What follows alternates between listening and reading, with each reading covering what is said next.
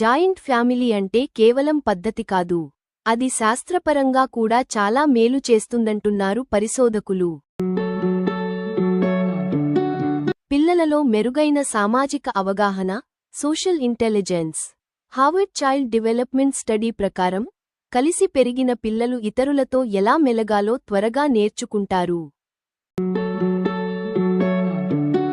మానవ సంబంధాలు మెదడులో ఆక్సిటోసిన్ హార్మోన్ను పెంచుతాయి.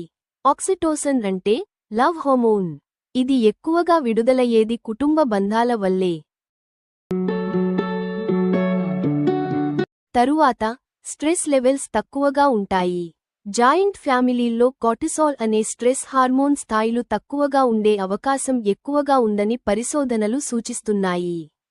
పక్కింటి మాటలు కాదు, శాస్త్రవేత్తలే చెబుతున్నారు. జాయింట్ ఫ్యామిలీలో జీవించడం వల్ల శరీరానికి, మెదడుకి నిజంగా లాభమే అని.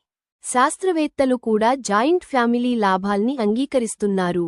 మీ ఇంట్లో ఇదే విధానమా? కామెంట్ చేయండి.